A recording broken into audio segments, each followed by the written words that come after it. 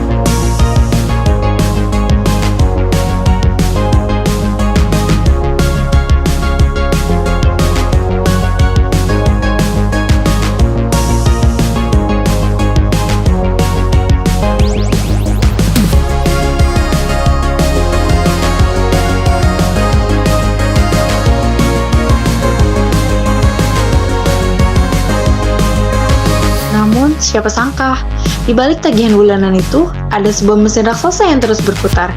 Iya, mesin yang disebut sosiolog sebagai the treadmill of production, atau beban produksi yang terus berlari.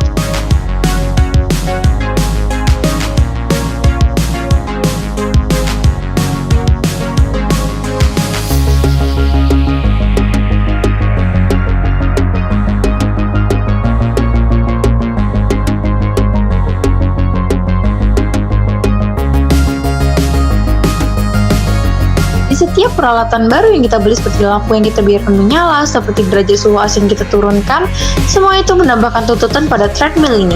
Untuk memenuhi permintaan listrik yang kita tiada habisnya, sistem harus mengekstraksi sumber daya alam yang itu lebih banyak, membangun pembangkit listrik yang lebih besar, dan pada akhirnya melepaskan polusi yang lebih banyak dahsyatnya ke lingkungan kita sendiri.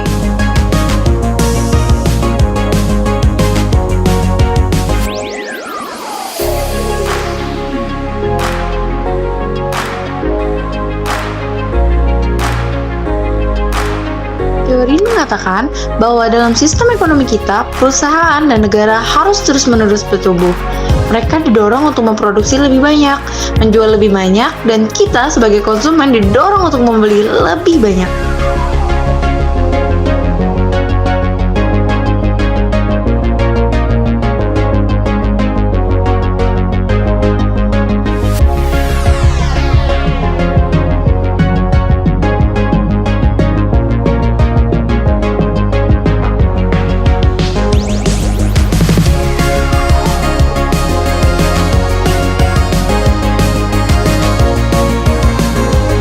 Menghemat listrik di rumah kita bukan hanya soal mengurangi angka di tagihan kita, melainkan itu adalah tindakan perlawanan kecil terhadap mesin produksi yang beroperasi tanpa batasan ini.